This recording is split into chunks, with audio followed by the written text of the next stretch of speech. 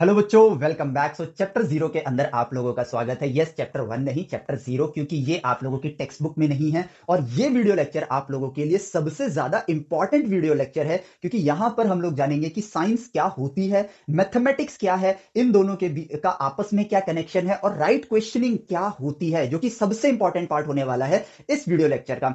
और ये जो पार्ट है ना, आप लोगों को एक राइट डायरेक्शन देगा, एक सही डायरेक्शन में हमें पढ़ना कैसे चाहिए, और अपनी लाइफ के लिए जो आपका एम है ना, उस तक पहुंचने के लिए आपको एक सही मार्गदर्शन देगा ये वीडियो। इसलिए आप लोगों के लिए सबसे ज्यादा इंपॉर्टेंट लेक्चर बन जाता है। देखो, चैप्टर्स तो हम पढ़ते ही हैं, ठीक है, स्कूल्स में पढ़ते हैं, कोचिंग में पढ़ते हैं, बट एक्चुअली में हमें उन्हें क्यों पढ़ना है, कैसे पढ़ना है, और उससे ज्यादा information in the form of knowledge हमें कैसे ग्रैब करना है, सबसे इंपॉर्टेंट पार्ट हम लोगों के लिए ये होता है। और इस वीडियो लेक्चर के अंदर हम उसी पर फोकस करेंगे। ठीक है, तो इस वीडियो लेक्चर को ध्यान से सुनना। और ये जो पार्ट है ना, ये एक्चुअली में आप लोगों से सुनना नहीं है, आप लोगों को फील करना है। क्योंकि अगर आपने इस पार्ट को सही से फील किया, जो कि मुश्किल नहीं है, आप कर सकते हो और आप कर भी लोगे, तो आपकी पढ़ाई ऑलमोस्ट 90% ईजी हो जाएगी, और आपका जो डायरेक्शन होगा वो एकदम सही डायरेक्शन में जाना स्टार्ट करेगा। मतलब आप राइट वे ऑफ एजुकेशन की तरफ अपने आप को एक स्टेप आगे लेकर जाओगे, और सेल्फ डिपेंडेंट होकर पढ़ने की आदत बनाना स्टार्ट करोगे।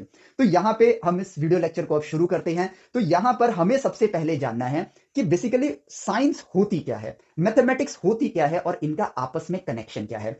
तो देखो, इस बात को हम समझते हैं इस तरीके से कि एक वक्त था जब इस ब्रह्मांड की शुरुआत हुई थी, जिसको हम जीरो टाइम बोलते हैं। उस जीरो टाइम से इस ब्रह्मांड की शुरुआत हुई थी, और ब्रह्मांड में कुछ ना कुछ तो हुआ, जिससे आज जो हम ब्रह्मांड देख पा रहे हैं, उस नथिंग से समथिंग में कुछ कन्वर्ट हुआ, और ये समथिंग आज हमारा एक यूनिवर्स कहलाता है। इट मींस, अगर इस छोटी सी बात को ही ऑब्जर्व किया जाए, तो ये समथिंग जो है नथिंग से स्टार्ट हुआ है। क्योंकि अगर ये ब्रह्मांड किसी से बना है, तो वो कौन सी चीज है जिससे ये बना होगा, तो शुरुआत किससे हुई होगी, नथिंग से हुई होगी। और ये आप लोगों के लिए एक ईस्टर एग है, आगे चल के इसी नथिंग को स्टडी करने के लिए आप कैलकुलस पढ़ोगे 11th ग्रेड में। तो नथिंग से समथिंग आया, इसके अंदर कुछ ना कुछ हुआ, जिससे आज जो दुनिया हम देख पा रहे हैं वो बनी है। अब इस दौरान हम ह्यूमंस के पास, अब हम भी क्या हैं, हम भी समथिंग का ही पार्ट हैं, जिसमें जब हमारा सन बना, सन के जो बचे कुचे जो थोड़े बहुत डस्ट थे, उनसे जो प्लैनेट बना, उन प्लैनेट्स के अंदर कुछ तत्व थे जिनसे हम ह्यूमन बींग्स बने हैं, सेल्स बने हैं, मेटल्स हैं, नॉन मेटल्स हैं, लिविंग थिंग्स हैं, नॉन लिविंग थिंग्स हैं, मल्टीपल चीजें क्रिएट हुई हैं। तो अब जो ह्यूमंस हैं वो भी क्रिएट हो गए। लेकिन जब ह्यूमंस क्रिएट हुए, तो उनके पास ना एक बड़ी मजेदार चीज आई, वो थी एक ब्रेन। अब ब्रेन के अंदर जो ये केमिकल्स ने मिलके जो भी जैसा भी कंपाउंड बना है, बट इनके अंदर थॉट्स को प्रोसेस करने की क्षमता डेवलप हुई, जिसको हम अपनी थिंकिंग पावर कहते हैं। अब ये कैसे हुआ, ये खुद अपने आप में एक इंटरेस्टिंग क्वेश्चन है। तो इसको सोचने लायक बनने के लिए हमको आज से ही थिंकर वाली कैपेबिलिटीज अपने अंदर डालनी होगी। तो अभी हम थोड़ा फास्ट फॉरवर्ड चलते हैं। अब ह्यूमंस आए, ह्यूमंस ने देखा कि यार ये जो सब क्रिएशन है, ये कैसे हुई। ये सोच, ये वो पहली सोच थी जिसने ह्यूमंस को ड्राइव किया आगे सोचने के लिए। और जब उन्होंने सोचना स्टार्ट किया, तो उनको क्यूरियोसिटी जनरेट हुई, और उस क्यूरियोसिटी ने उन सवालों के जवाब तक हमें पहुंचाना स्टार्ट किया।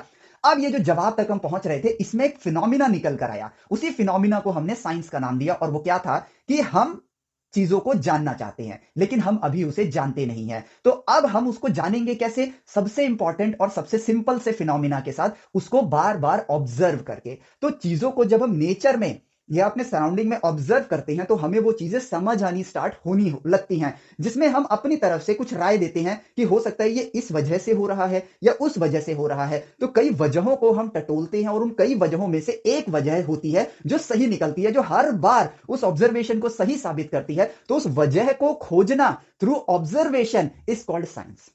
तो ये हुई आपकी साइंस। अब उन वजहों को खोजने के दौरान हमें नेचर से बात करनी होती है, और यहीं पर इंपॉर्टेंट पॉइंट है जो आपको समझना होगा कि नेचर से हम बात कैसे करें। अब देखो, बात करने के लिए ना हमें एक दूसरे की भाषा आनी चाहिए। अगर सपोज करो मैं हिंदी और इंग्लिश वर्ड्स का यूज करके आपसे बात कर रहा हूं, लेकिन अगर मैं यहां पे जर्मन बोलना स्टार्ट करूं, जो कि मुझे नहीं आती है, लेकिन इमेजिन करो कि मैं जर्मन में ऊन दोस्त रेस कुछ भी बोल रहा हूं, तो वो आपको समझ नहीं आएगी। क्यों? क्योंकि आपको जर्मन नहीं आती है। तो इस वजह से क्या हुआ, हमारे पास इंफॉर्मेशन है, बट वो कम्युनिकेट नहीं हो पा रहा है, वो आप तक नहीं पहुंच पा रहा है, क्योंकि भाषा आपको नहीं आती है। तो जब हमें नेचर से कुछ सीखना था, नेचर को हमने ऑब्जर्व किया। जब हम उसे ऑब्जर्व कर रहे थे, तो नेचर गूंगा है, लेकिन नेचर की अपनी एक भाषा है, और वो भाषा क्या है, वो भाषा है मैथमेटिक्स। तो नेचर ने हमको हर चीज मैथमेटिक्स के जरिए कम्युनिकेट करके बताया। तो साइंस क्या हुई, साइंस हुई नेचर के लॉज को डिस्कवर करना, बाय ऑब्जर्विंग देम। नेचर में जो कुछ भी हो रहा है उसको ऑब्जर्व करके उस फिनोमिना को समझना, इस प्रक्रिया को हम लोग साइंस कहते हैं। और उस ऑब्जर्वेशन के दौरान जो हमने नेचर से वार्तालाप किया, जो बातें करी, उस बातों को करने के लिए जिस भाषा का हमने प्रयोग किया, वो भाषा बनी मैथमेटिक्स। अब भाषा भी डेवलप करेगी, आगे चल के इवॉल्व करेगी, और जैसे जैसे हमारी भाषा इवॉल्व करेगी हम बेहतर कम्युनिकेट कर पाएंगे, और हम जितना बेहतर कम्युनिकेट कर पाएंगे उतनी ज्यादा इंफॉर्मेशन सामने वाले से हम ग्रैब कर पाएंगे। तो मैथमेटिक्स हमारे लिए क्यों इंपॉर्टेंट है, और मैथमेटिक्स हमारे लिए एक साइंस का सब्जेक्ट नहीं है, मैथमेटिक्स हमारे लिए एक लैंग्वेज का सब्जेक्ट बनता है, जिसके जरिए आप नेचर से बात कर सकते हो। और जैसे जैसे आपकी मैथमेटिक्स सुधरेगी,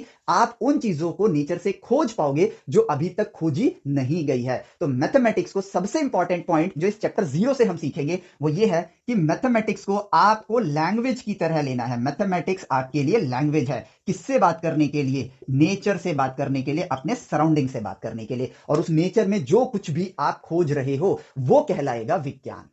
तो अब विज्ञान का हमें मतलब समझ आया लैंग्वेज में, और लैंग्वेज क्या है? मैथमेटिक्स है, वो हमें समझ आया। अब देखो इसको एक एग्जांपल के फॉर्म में समझते हैं, ठीक है। हमने नेचर में जब हमने शुरुआत करी, चीजों को देखना स्टार्ट किया क्वांटिटी के फॉर्म में, वहां से हमने डिस्कवर किया, नेचर से ही हमने डिस्कवर किया कि चीजें क्वांटिटी के फॉर्म में हैं, और हमने उस डिस्कवरी से क्रिएट किए सिंबल्स, और वो सिंबल्स बने हमारे लिए क्या? 1 2 3 4 5। पुराने जमाने में कुछ और सिंबल्स थे, लेकिन हम आज के सिंबल्स लेकर चल रहे हैं। ये सिंबल्स, और ये किसको दर्शा रहे हैं? ये नंबर्स। ये एक क्या है? ये सिर्फ और सिर्फ एक नाम है जो इनको रिप्रेजेंट करता है। और ये नंबर्स क्या दर्शा रहे हैं? क्वांटिटी। तो नेचर से हमारी पहली बात ही क्वांटिटी के फॉर्म में, और क्वांटिटी से हमने डिस्कवर किया नंबर्स को।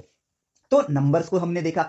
अब हम यहां पर आज की दुनिया को अगर हम देखें तो बड़ी एक सिंपल सी बात को सोचो कि एक ऐसी चीज बताओ जिसके साथ नंबर्स एसोसिएटेड नहीं है।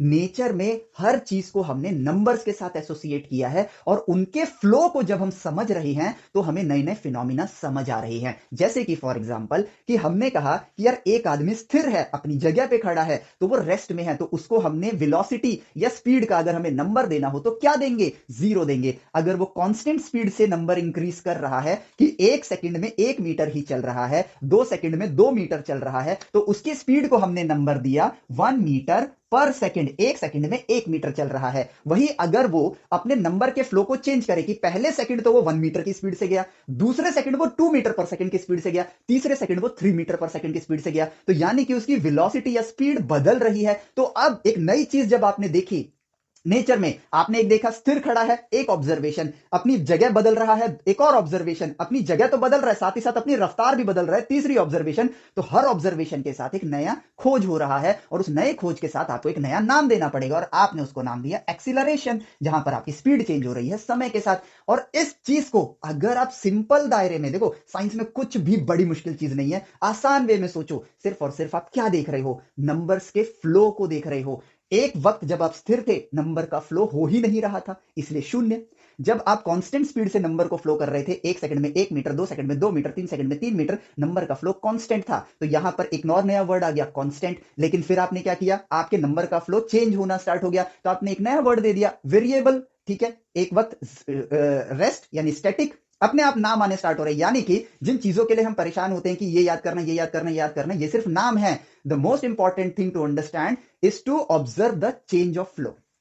नेचर में हर चीज में फ्लो है। आपका ब्लड प्रेशर चेक करना है, प्रेशर में क्या चेंज आ रहा है, या अभी क्या प्रेशर है, तो ये देखो स्टैटिक या वेरिएबल, कांस्टेंट, वेरिएबल, इस तरह के टर्म्स अपने आप हमारे डे टू डे लाइफ के साथ जुड़ने स्टार्ट हो रहे हैं। तो यहां पर हर चीज, एक चेयर है 100 किलो के इंसान को बैठा सकती है, 200 किलो के इंसान को नहीं बैठा सकती है, यानी कि उसकी अपनी एक नंबर्स की एक लिमिट है। एक रॉकेट इतनी ऊंचाई तक ही जा सकता है, उसमें इतने मेगाटन फ्यूल ही यूज हो सकता है, क्योंकि उसके साइज का कंस्ट्रेंट है। हमारे पास, हम जैसे यूट्यूब पर अगर कोई वीडियो देख रहे हैं तो उसकी क्वालिटी का नंबर है। आप अगर किसी चीज को वजन कर रहे हो तो उसके मास का नंबर है। आप एग्जाम्स देते हो तो आपके मार्क्स एक नंबर है। आप अर्निंग करते हो तो मनी एक नंबर है। आप स्टॉक मार्केट में इन्वेस्ट करते हो तो इन्वेस्टमेंट का अमाउंट एक नंबर है। अगर वो प्रॉफिट में गया तो वो एक नंबर है, वो लॉस में गया तो वो एक नंबर है। आपके बेड का एक साइज होता है, वहां एक नंबर है। आप कितना कैलोरीज खाना खाते हो वो एक नंबर है। उतनी कैलोरीज में से कितने परसेंटेज ऑफ कैलोरीज आप अपनी बॉडी में एज एनर्जी यूज करते हो, और कितना परसेंटेज ऑफ कैलोरीज आप वेस्ट कर देते हो, वो एक नंबर है। और उन्हीं का रेशियो निकाला जाए तो एफिशिएंसी एक नंबर है। यानी कि इस दुनिया में हर चीज नंबर के साथ एसोसिएटेड है, और आप एक भी ऐसा एग्जांपल नहीं ढूंढ पाओगे नेचर के अंदर जो नंबर्स के साथ एसोसिएटेड ना हो।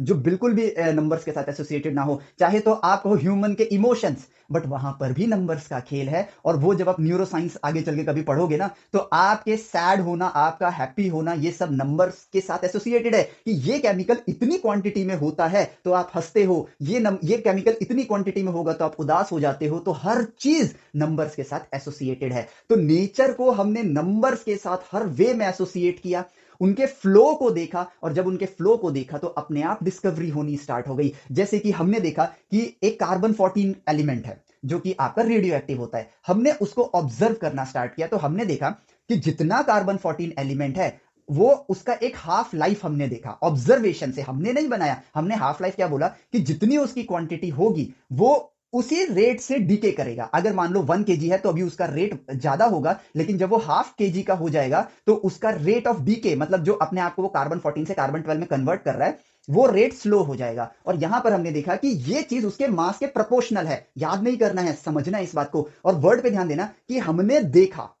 तो जो हमने देखा उसी को हमने मैथमेटिकली लिख दिया कि अभी यहां पर ये फॉर्मूला शायद आप नहीं जानते होगे 10th ग्रेड में, बट मैं इसको बता देता हूं जस्ट लिखने के लिए, याद करने के लिए नहीं है। dm/dt is proportional to the present mass.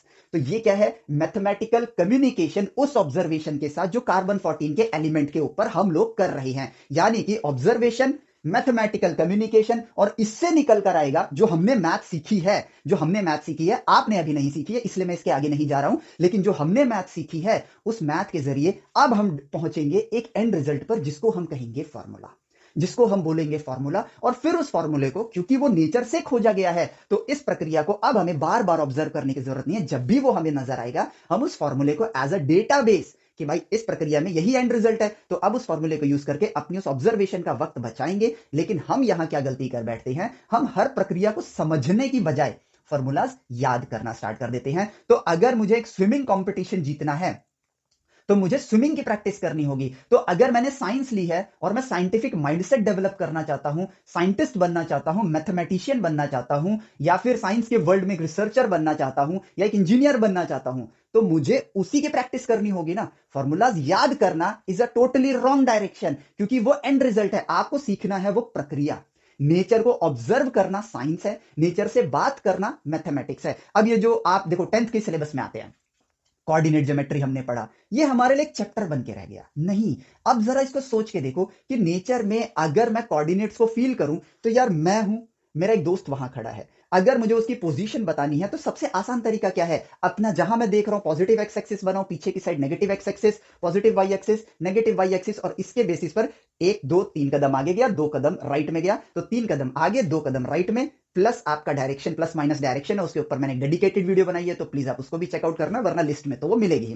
तो आगे जाना पीछे जाना, पॉजिटिव नेगेटिव के जरिए मैंने उसका कोऑर्डिनेट बता दिया, जिससे मुझे उसकी पोजीशन पता चल गई। जब वो पोजीशन बदलेगा, मान लो अभी वो 3 कदम आगे 2 कदम राइट में था, लेकिन वो 3 कदम और आगे की तरफ चला जाता है, तो वो उस 3 कदम जाने में 1 सेकंड का वक्त लेता है। तो उसके चेंज इन पोजीशन से, जिसको हम डिस्टेंस फॉर्मूला की तरह 10th में याद करते हैं, लेकिन सोचो चेंज इन पोजीशन की मदद से मैंने उसका डिस्टेंस निकाला, डिवाइड बाई टाइम किया, तो मुझे क्या मिला? स्पीड मिला। इट मींस नेचर में को स्टडी करने के लिए नंबर्स के साथ एसोसिएट किया, नंबर के फ्लो को देखा, समय के नंबर के फ्लो को देखा, डिवाइड किया, रेशियो निकाला, और हमें एक वैल्यूएबल चीज मिली जो थी उसकी स्पीड। तो अगर मान लो वो दोस्त ना होकर चोर है, मुझे उसको पकड़ना है, ठीक है, चलो भाई इंसान तो क्या है, वो उधर भागता हुआ दिख रहा है, उधर भाग लिया, पकड़ लिया।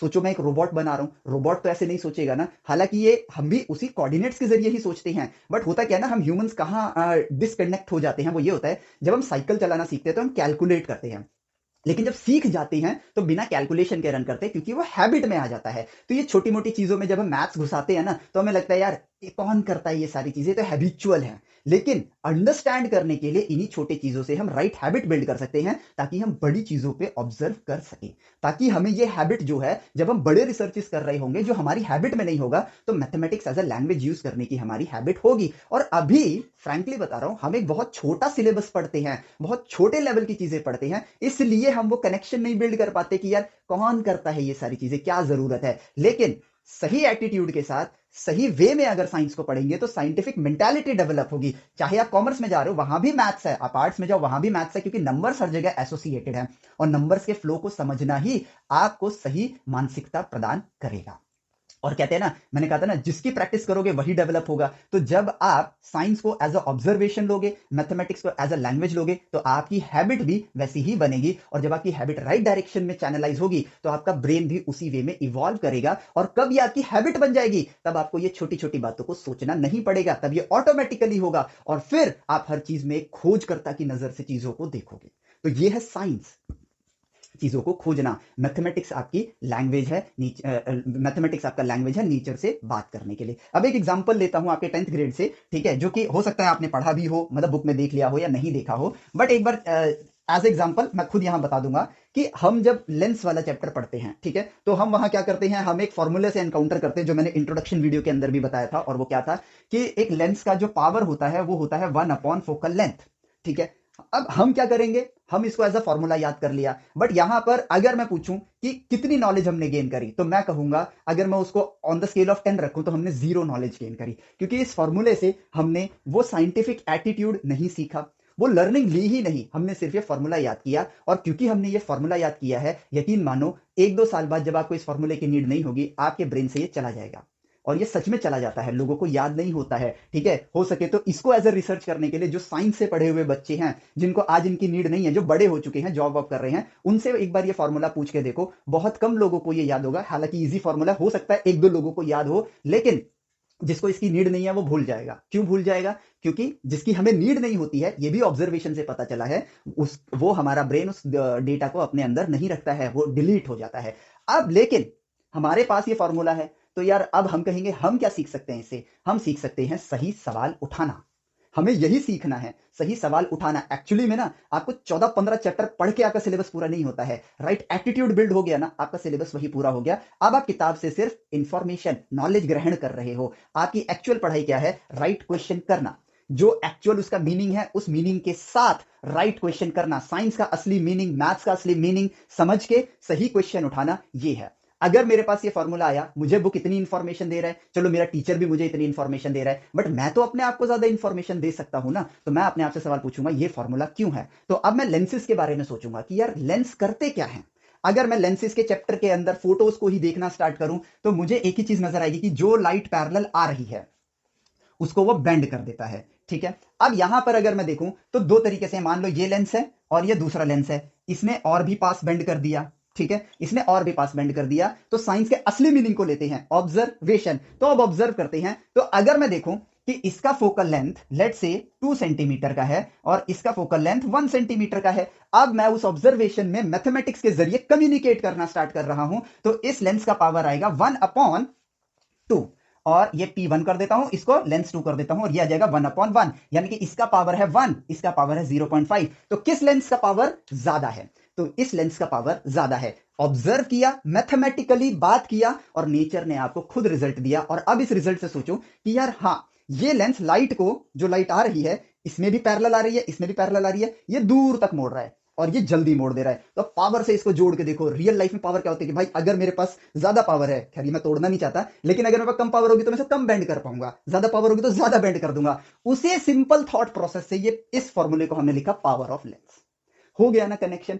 अब ये वाली बात जब आपने खुद ऑब्जर्व करी, साइंस का मतलब है ऑब्जर्व करना, मैथमेटिकली कम्युनिकेट करना, और जो आपने खोजा अब आप इसे लाइफ टाइम भूल के दिखा दो। आप भूलना चाहोगे भी ना तो नहीं भूलोगे, और भूल भी गए ना तो अगर ये हैबिट डेवलप कर ली तो भूली हुई चीज भी वापस से रिकॉल हो जाएगी, क्योंकि आप कहोगे नहीं याद है, कोई बात नहीं भाई, मैं ऑब्जर्व करके बता दूंगा क्या प्रॉब्लम आ रही है। That is your right way of education. यही बस आपको सीखना है। यकीन मानो उसके बाद हर चैप्टर आपके लिए सिर्फ इंफॉर्मेशन गेन करने वाला एक पार्ट होगा, और हर चैप्टर आपको मोटिवेट करेगा।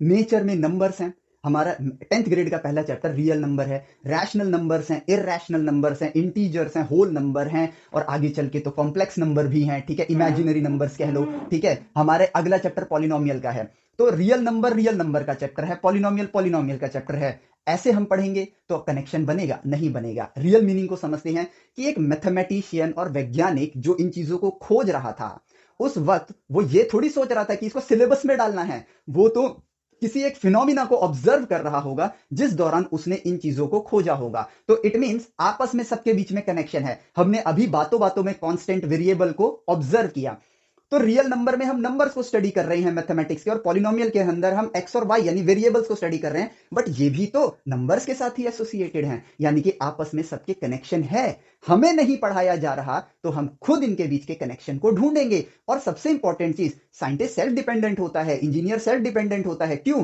क्योंकि इंजीनियर वो बनाता है जो आज तक बना नहीं है, साइंटिस्ट वो खोजता है जो आज तक खोजा नहीं गया है। तो जो ना बना है ना खोजा गया है, तो वो किसी और के सहारे कैसे खोज पाएगा? उसको तो वो खुद ही खोजना होगा। तो यही चीज तो हमें एक्चुअली में सीखनी है। बात की गंभीरता को और गहराई को फील करो, बस यहीं से आपकी पढ़ाई पूरी हो जाएगी और फिर किताबें आपके लिए इंफॉर्मेशन गेन करने का एक सोर्स बनेगा।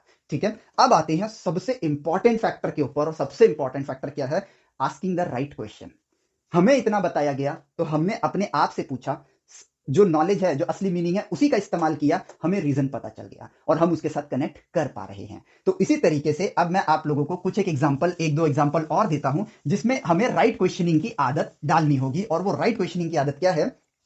चलो मैं आपको एक एग्जांपल के लिए केमिस्ट्री के अंदर लेके चलता हूं। ठीक है, केमिस्ट्री के अंदर लेके चलता हूं, और 10th ग्रेड का एग्जांपल नहीं है। ठीक है, मैं आपको लेके चलता हूं सीधा 12th ग्रेड में। आपको ये टर्म याद नहीं करना है, ये एक एग्जांपल के फॉर्म में लेना। आप 12th ग्रेड में आओगे, आप वहां पे पढ़ोगे कायरैलिटी के बारे में, जहां पर क्या होगा, जो आप 10th में भी पढ़ते हो, कार्बन कंपाउंड्स पढ़ते हो, वही कार्बन कंपाउंड्स में आप 12th में एक टर्म पढ़ोगे, कायरैलिटी। द थिंग इज कि आपके पास उस वक्त ना चॉइसेस होंगे। ठीक है, हालांकि हम उस वे में सोचते नहीं, इसलिए हमारे पास चॉइसेस नहीं होते हैं, बट अगर आपने ये वीडियो देखी है तो आई एम श्योर कि आप उस वक्त अपने पास दो चॉइसेस रखोगे। वो ये है, कायरैलिटी की डेफिनेशन याद कर लेते हैं जो हमें पढ़ाया जा रहा है। ठीक है, एग्जाम में आएगा, वो रख देंगे, उस डेफिनेशन को लिखेंगे, मार्क्स मिल जाएंगे, हम आगे बढ़ जाएंगे। लेकिन वो कायरैलिटी की डेफिनेशन को अगर हम देखें तो, क्योंकि एग्जांपल इजी है इसलिए मैंने 12th ग्रेड का लिया है, कि अगर कोई भी एक मॉलिक्यूल है, उसकी कोई मिरर इमेज आ जाए, मिरर इमेज आ जाए, ठीक है, तो ऐसे क्या कंपाउंड्स को हम कायरल कंपाउंड्स बोलते हैं। जैसे कि मेरा राइट हैंड और लेफ्ट हैंड, ये अगर बीच में मिरर रखूं तो ये एक दूसरे की मिरर इमेज की तरह नजर आते हैं। अब इसको मैं कैसे भी 360 डिग्री घुमा लूं, मैं एग्जैक्टली इसके जैसा, जैसे कि ये वाला आपकी तरफ फेस कर रहा है, तो अगर मैं इसको आपकी तरफ फेस करूंगा तो ये सेम टू सेम नहीं आएगा। ठीक है, इतना ही है आपके 12th में, और इसी के ऊपर हमारे क्वेश्चंस बनाए जाते हैं। लेकिन अब उस वैज्ञानिक के बारे में सोचना कि यार जो कायरैलिटी के बारे में जिसने खोजा होगा, पहले तो उसने खोजा होगा, बाद में उसने उसको नाम दिया होगा chirality. So name is not important, what's important is mirror image.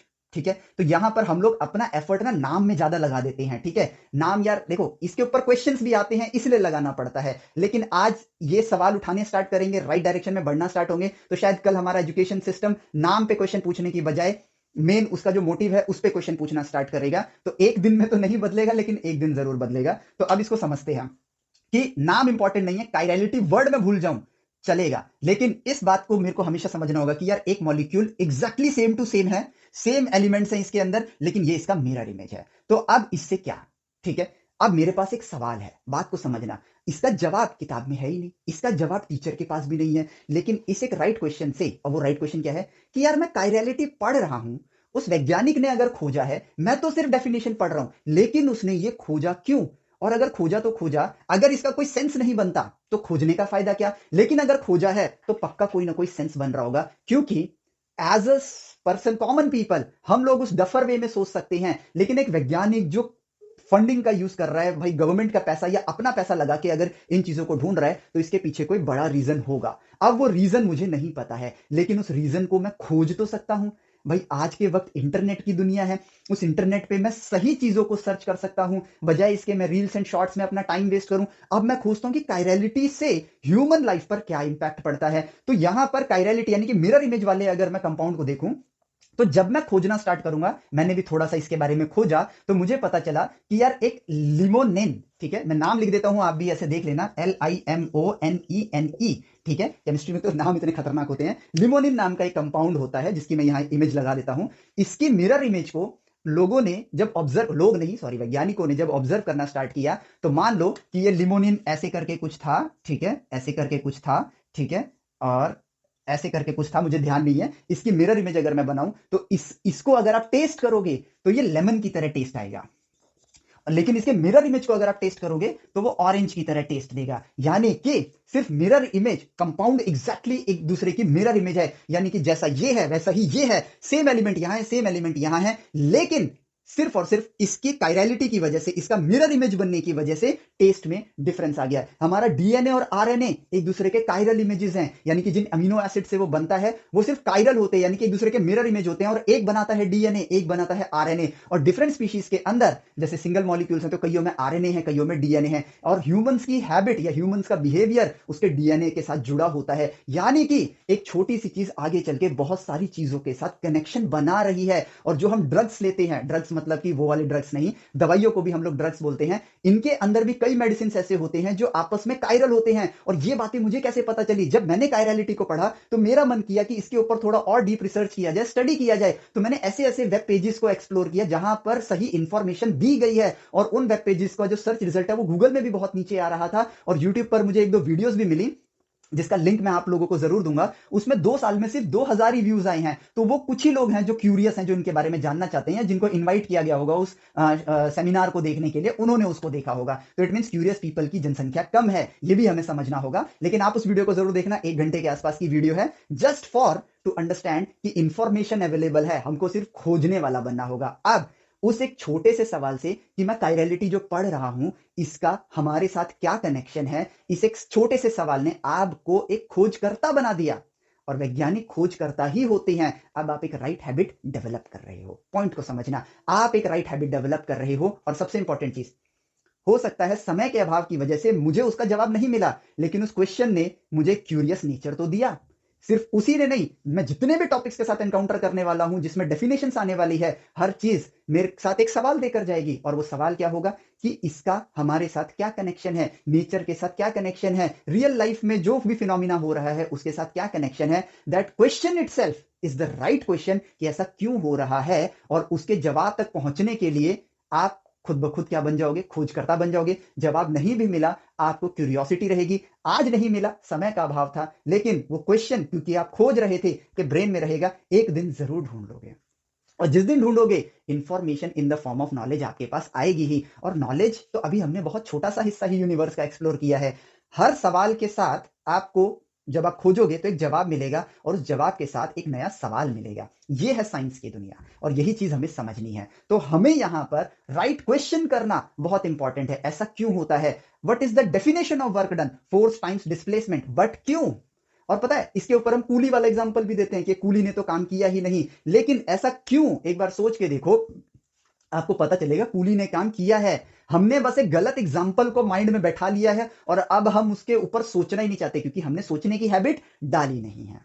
हम आज तक कूली को बोलते आ रहे कि भाई तुमने कोई काम किया ही नहीं है। लेकिन मैथमेटिकली उस सिनेरियो से मैं चाहूं तो अभी आंसर दे सकता हूं, लेकिन मैं चाहता हूं कि आप सोचो, सोचने की हैबिट डालो। और वो सोचने की हैबिट जब डालोगे तो आपको पता चलेगा, अगर आपने, अभी तो शायद 10th की मैकेनिक्स में उतना डिटेल नहीं है, 11th की मैकेनिक्स जब आप पढ़ोगे, ठीक है, फिजिक्स जब आप पढ़ोगे, और इस कूली वाले आंसर का जवाब जरूर ढूंढना उसमें। क्योंकि अगर आप, मैं अभी आंसर बता देता हूं कि कूली ने वर्क किया है। अब कैसे किया है, ठीक है, जो वो एग्जांपल देते हैं हम वो गलत है कि कूली का वर्क डन 0 है, ठीक है, तो वो उसने काम किया है। अगर आपने मैकेनिक सही से समझी होगी तो इसका जवाब यस में निकल कर आएगा, और नहीं समझी होगी तो वही घिसा पिटा आंसर आएगा कि नो में आंसर आएगा। ठीक है, हम कहते हैं कि चांद की ग्रेविटी की वजह से धरती में टाइड्स आते हैं, ठीक है, लेकिन फिर सही सवाल पूछते हैं हम लोग नहीं, कि अगर चांद की ग्रेविटी इंसान से ज्यादा भारी पानी जो इस धरती पर मौजूद है उसको अगर हवा में उठा देता है तो इंसान को क्यों नहीं उठाता है? इट मींस कि इस जवाब के अंदर एक प्रॉब्लम है। साइंस के अंदर चीजों को बिलीव आंख बंद करके नहीं किया जाता है, उनको वेरीफाई किया जाता है। जब हम वेरीफाई करते हैं तो गलत जो जवाब होते हैं वो ऑटोमेटिकली हट जाते हैं, क्योंकि आपने उस पर प्रश्न उठाया है। प्रश्न उठाना सबसे इंपॉर्टेंट हैबिट है। साइंटिफिक वर्ल्ड या कॉमर्स की दुनिया में या आर्ट्स की दुनिया में फर्क नहीं पड़ता है, किसी भी दुनिया में अगर हमें कामयाब होना है तो हमें क्वेश्चन उठाना चाहिए।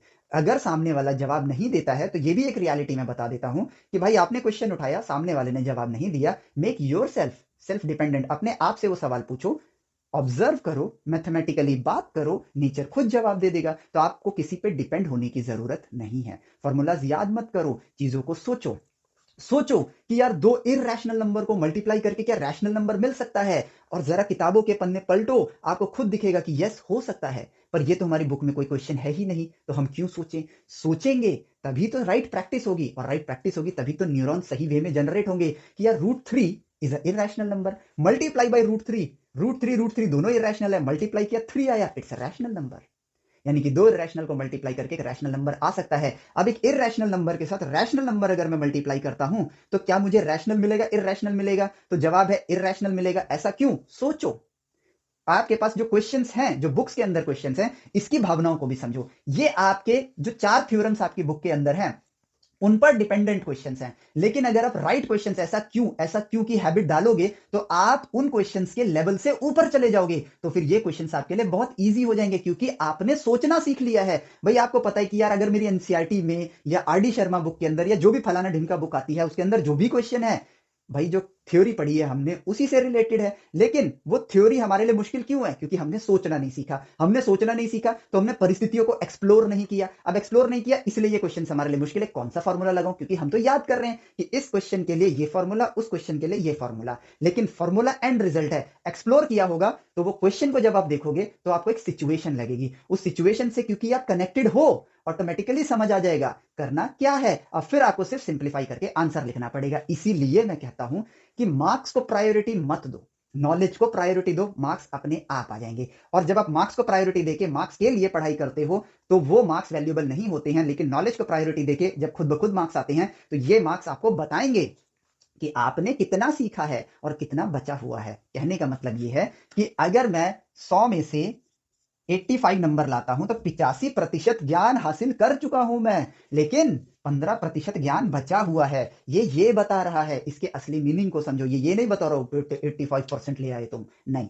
इसको भी सही वे में लो।